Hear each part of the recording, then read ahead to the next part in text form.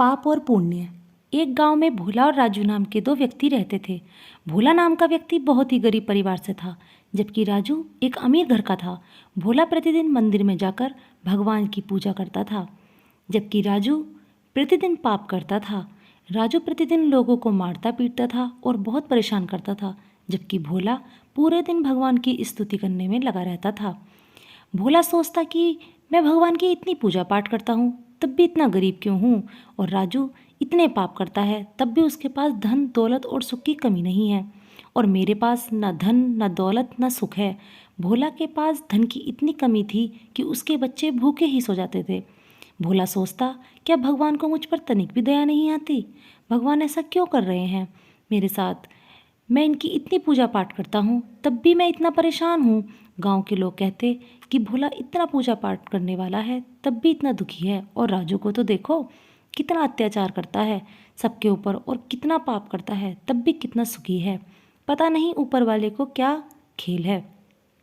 एक दिन जब भोला मंदिर जा रहा था तो राजू कारोबार के काम से आ रहा था, तभी अचानक भोला के पैर में कांटा चुभ गया और उसकी वजह से उसके खून निकलने लगा। तभी राजू ने कहा कि देख, तू भगवान की कितनी पूजा करता है तब भी भगवान ने तेरे पैरों में कांटे चुभोए हैं। अपनी बात कहते ही राजू का मुंशी उसके पास आकर बोला कि साहब, आज हमारे कारोबार में सबसे अच्छा मुनाफा हुआ है।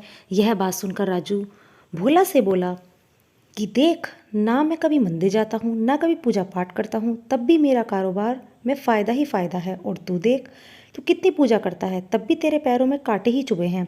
यह सुनकर भोला कुछ नहीं बोला और मंदिर में चला गया और भगवान के सामने फूट फूट कर रोने लगा। भगवान, आपने ऐसा क्यों किया है मेरे साथ? क्या मेरे जीवन में कांटे ही हैं? तभी अचानक भगवान ने भोला को दर्शन दिए और भोला से कहने लगे कि भोला, पिछले जन्म में तूने बहुत पाप किए हैं, उन पापों का हिसाब इस जन्म में होगा, क्योंकि इस जन्म में तूने बहुत पुण्य किए हैं, इसलिए आज तेरी मृत्यु होने से बच गई। क्योंकि आज तेरी मृत्यु निश्चित थी, तेरी मृत्यु न हो इसलिए तेरे पैर में केवल कांटा ही चुभ कर रह गया।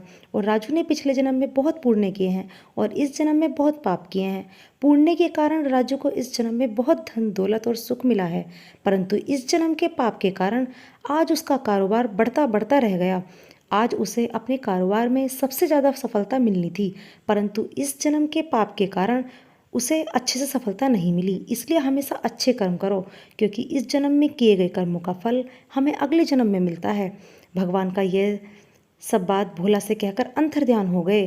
तब भोला की समझ में आ गया था कि मैं आज जो फल भुगत रहा हूँ यह सब मेरे पिछले जन्म के हैं, और फिर वह पूरे मन से भगवान की पूजा पाठ करने लगा। अगर वीडियो पसंद आई हो तो चैनल को सब्सक्राइब करें।